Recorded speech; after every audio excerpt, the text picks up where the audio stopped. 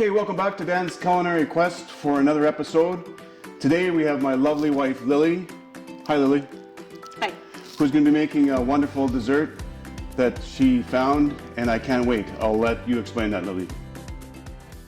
Hi, so today I'm going to be making my famous raspberry coffee cake, which has been requested over and over again. So Dan would like me to have this be on his channel. So where I got this recipe from is from the Whitewater Cooks cookbooks. They are my Bible. I love them. And this recipe is special to me because Whitewater is a ski hill in Nelson. And I used to work for the manager of that ski hill, and subsequently, ironically, down the road, I discovered these cookbooks. And so it's a little special part of my past that I can integrate into making a wonderful dessert that everyone enjoys. So I'll walk you through the steps. First step is you grease your pan, and I'm using a 13 by 9. And then after that, I have already pre-mixed my dry ingredients, which is flour, sugar, baking soda, baking powder, and salt. Then I've also pre-done my wet ingredients, which is sour cream, butter, and eggs. So I will put my wet ingredients into the dry, so you'll gently fold them in. So we gently fold. Make sure all your dry ingredients are scraped from the bottom with your spatula, so you're not leaving any dry flour just near the bottom of the bowl. So now, after you have blended your wet and dry ingredients together, you will take a third of the batter and put it in your pan.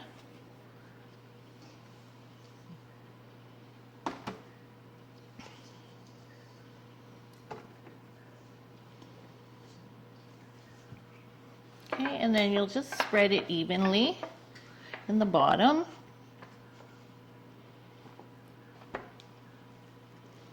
And just remember, when you are mixing your wet ingredients with your dry, it may take a little work to just get them all blended evenly. But it does come together, and it has the consistency of almost like a little sticky dough, but that's fine. That's exactly the way you want it. And the raspberries go on top? Yes, that'll be the next step. So now your batter has been spread evenly on the bottom. So now you will put your raspberries, like, it doesn't necessarily have to be side by side, randomly all over. And the amount of raspberries is generally 2 cups.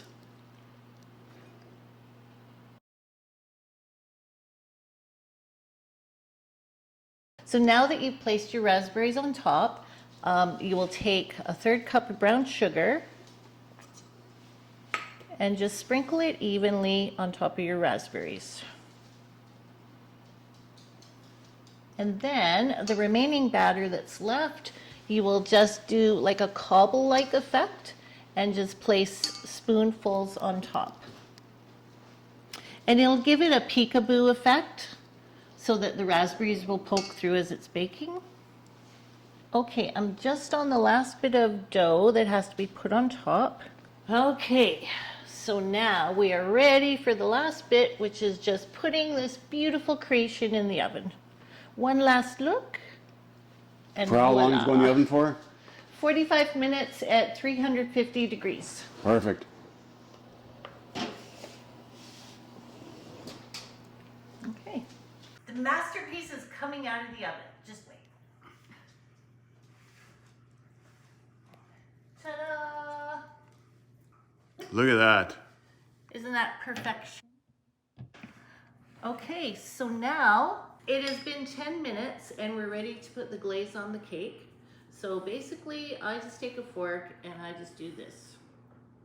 And you just go Oh, back wow. and forth. And it creates a nice little effect. You could zigzag, like however you feel. Go crazy.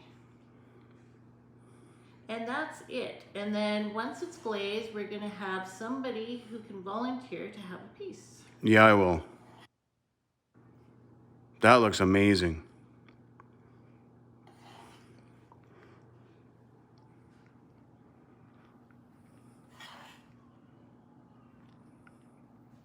Okay, so are you the volunteer that's going to have the first piece? Well, I have to be, yeah.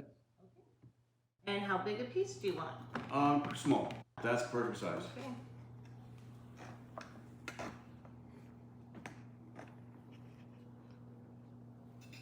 All right. Do you want a fork? That'd be lovely. Let's give this a whirl.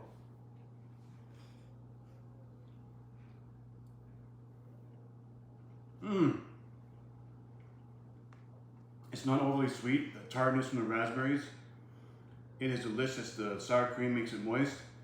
Fantastic job. Oh, high five? Yeah. Thanks, Lily. That was fantastic. Well, I'm glad you enjoyed it, and happy to be a part of your culinary quest. Perfect. So that's the show. Remember, flavor makes life better.